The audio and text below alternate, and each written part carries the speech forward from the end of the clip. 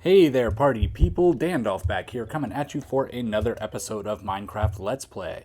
So it's been a little while since I've put out a new video. We will get to the reasoning behind that in a little bit, but don't worry, I've not stopped playing Minecraft, and I will not stop making videos.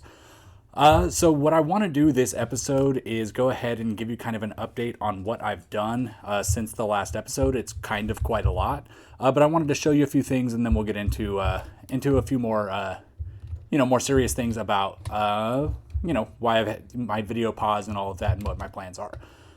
So out here in the Magical District, I'm sure you can see a couple new builds already and a couple new details that we've added in. So I went around and added in these really cool curved lanterns to kind of give it more of a magical feel.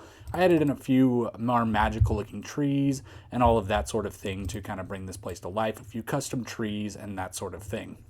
But we're actually going to start over here with the Hand of Midas. This is still kind of a work in progress. I'm still just kind of filling the diamond pile out a little bit because I used up all my diamonds on it. But I think it's looking really cool. I think it's looking kind of the way I hoped and expected that it would, especially considering that I have to make a hand, which is a very organic and natural shape, out of completely square blocks. Of course, some angles don't look as good as other angles, but, certain ones look really good. So yeah, I'm very happy with the way that build turned out. So what we're going to do is go ahead and fly over this way, and we'll take a look at this new tower that's right here. My inspiration behind this tower was more of a Rapunzel kind of fairy tale sort of tower here. And I think it turned out pretty good. It's not the most detailed building I've ever done, but for the size and for the shape that I'm going for, it didn't really need it. And I think it turned out looking really good. So we've got the nice little red entryway here with the red nether wart, and we also use that for the very top of the ceiling.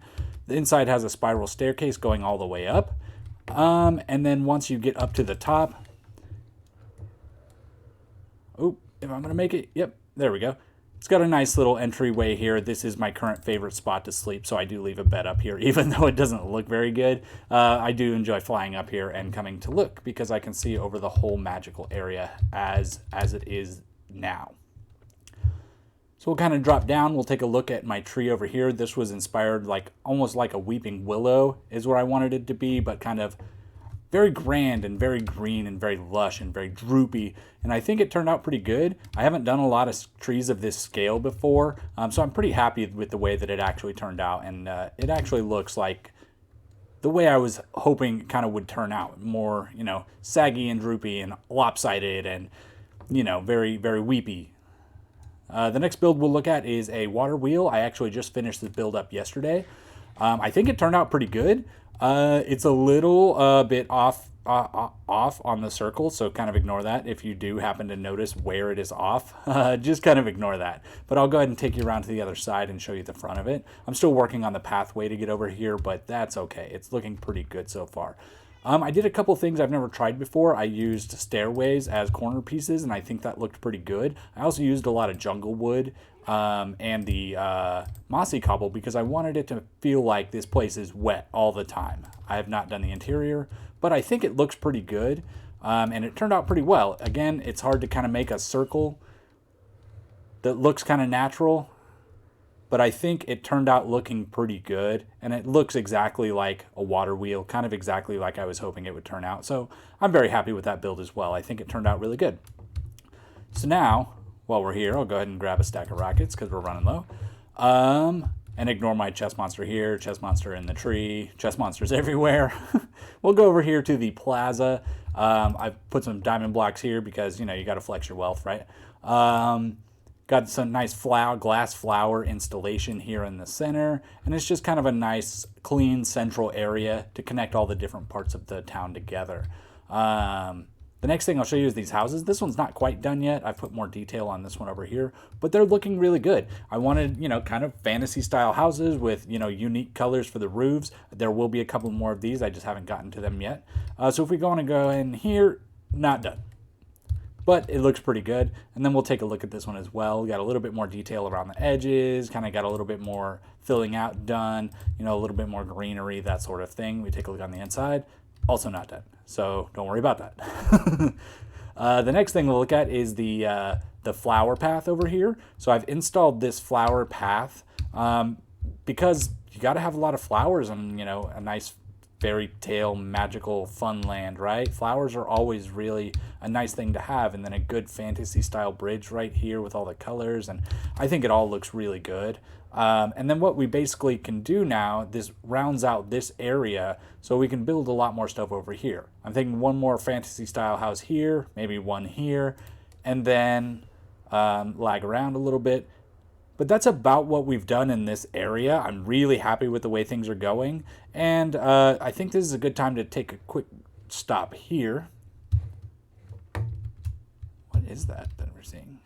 It's just lighting glitch. We'll take a quick stop here and we'll chat for a second.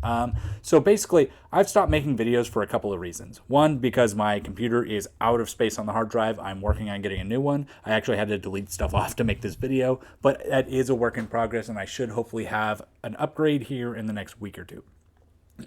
Second reason is I got stuck in a rut with the way I was making videos. I'm doing this so I can learn video editing and how to make interesting, compelling videos and, you know, work on bettering myself and bettering my video editing skills. So I definitely am going to try and be a little bit more planned with my episodes as opposed to the freestyle. But I also want to record more content, but that requires more hard drive space just so I have more footage to pull from when I'm actually, you know, creating and editing the video. The third thing is editing. I definitely need to work on my editing, putting more time into editing as opposed to just chopping a few clips together and slapping it onto YouTube.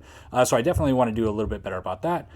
But the last thing we want to talk about is our world. Once 1.17 comes out, we are going to upgrade, and we will be starting a new world, and I will be starting a new Let's Play series, a new Let's Play season. And kind of the idea that I have is I want to be a little bit more focused on each episode. Right now, I was kind of modeling them after sort of a Hermitcraft kind of thing, but I don't have a lot of the things that Hermitcraft has, so it doesn't really work for what I can do. So I think what I'm going to do is make shorter, more concise episodes that focus on individual builds and that sort of thing, almost like tutorials, as opposed to lengthy Let's Play sort of videos. Just kind of shorten things up and make it a little bit more pointed, a little bit more interesting. But yeah, so that's a nice rundown of what my plans are and a lot of the updates that we've done. I have 2 more updates that I want to show you, and then we'll go ahead and log off and just call this a short video. The first one of these updates is right over here. To build that flower area over there, I of course had to make a flower farm.